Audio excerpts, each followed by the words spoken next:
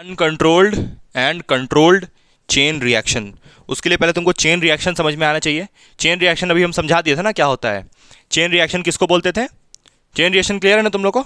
Chain reaction में क्या होता था, एक तुम्हारा इधर ये रहता था, एक यूरेनियम रहता था, वो यूरेनियम से 3 न्यूट्रॉन निकलता था और ये एक न्यूट्रॉन जाता था, ये एक न्यूट्रॉन निकला, ये एक न्यूट्रॉन निकला, ये दोनों यहाँ जाता था, फिर इसके आगे फिर ये ब्रेक करता था, फिर आगे निकलता था, ऐसे करके कंटिन्यू चेन होता था। ये क्यों हो रहा था इसका पूरा एक्सप्लेनेशन दिए हैं। पीछे से कौन आता था? पीछे से एक न्यूट्रॉन शादी करके आती थी और वो न्यूट्रॉन क्या करती थी, वो न्यूट्रॉन एक यूरेनियम का फैमिली को बर्बाद करती थी, 2 हिस्सा में यूरेनियम का फैमिली को बांट देती थी। उसके बाद वो फैमिली में आई, यूरेनियम का पूरा जो फैमिली था 235 लोग का, यूरेनियम का मास नंबर कितना होता है 235, तो यूरेनियम का जो फैमिली था 235 वाला, उसको 2 पार्ट में बांट दी। उसके बाद क्या हुआ कि वो कुछ लोग को इन्फ्लुएंस भी की, मतलब इससे 3 न्यूट्रॉन निकला, वो आई अकेले लेकिन इससे 3 न्यूट्रॉन निकला, 1 2 3, और वो खुद क्या हो गई, वो खुद लॉस्ट न्यूट्रॉन हो गई। मतलब अब ऐसा नहीं कि वो किसी और फैमिली को बर्बाद करने जाएगी, तो लेकिन 2 को इन्फ्लुएंस भी तो कर दी, तो वो 2 फर्दर जाके और फैमिली को बर्बाद करेगी। तो इसका किताब में बड़ा जोरदार डायग्राम बनाया रहता है, वो बुक में देखना डायग्राम, हालांकि हम बनवाए थे अभी थोड़ी देर पहले, तो डायग्राम देखना वाला है ना, तुमको अभी न्यूक्लियर फिजन में वो समझा चुके हैं हम, तो वो डायग्राम देखना, खतरनाक बना है एकदम डायग्राम, ठीक है। तो ये रिएक्शन होते रहेगा होते रहेगा होते रहेगा। तो कंट्रोल कैसे करेंगे उसको?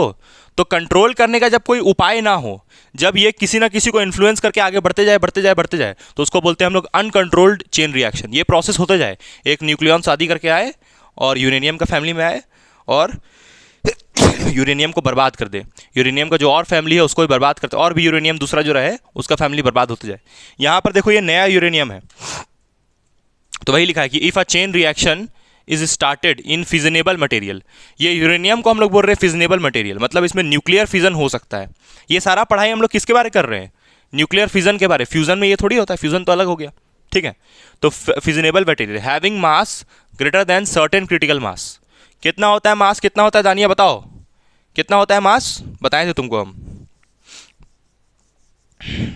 मास नंबर जो होता है वो बड़ा होता है कितना से? 230 से, इसलिए ना यूरेनियम ले रहे हैं। यूरेनियम का मास कितना होता है? 235, तो 230 से बड़ा है ना। Then the reaction will be accelerated, बड़ा जोरदार होता है ना रिएक्शन, पूरा खतरनाक टाइप से एकदम बना था ना पीछे डायग्राम जो बनाए थे अभी हम थोड़ा देर पहले। तो सच अ रैपिड रेट, बहुत तेजी से होता है। The whole material will explode, तुरंत फट से बुड़ुम से ब्लास्ट कर जाएगा। तुम हिरोशिमा नागासाकी में देखिए जो बम ब्लास्ट हुआ था, है हिरोशिमा नागासाकी में जो बम ब्लास्ट हुआ था, जो अमेरिका बम गिरा दिया था जापान में, तो वहाँ का लोग में कितना कितना देर तक, कितना साल तक अपाहिज रहा था। रेडियो एक्टिव जो होता है, वर्ल्ड वॉर 2 यार, वर्ल्ड वॉर 2 में गिरा था जो बम, एटॉम बम। तो एटॉम बम किससे बनाया था? यही यही एटम बम इसी से बना था, न्यूट्रॉन से। न्यूट्रॉन जा जाके पूरा बम, पूरा चेन रिएक्शन करते गया, चेन रिएक्शन करते गया, और सारा और फिर बम ब्लास्ट हुआ। तो वही लिखा है एटॉमिक बॉम्ब, एटॉमिक बॉम्ब इसी के ऊपर बेस्ड है, ये चेन रिएक्शन के ऊपर। समझ में आया कि नहीं आया? बोलो, समझ में आया? कंट्रोल्ड वाला में क्या बताए थे? हाँ अमीशा, कंट्रोल्ड चेन रिएक्शन में क्या बताए थे हम?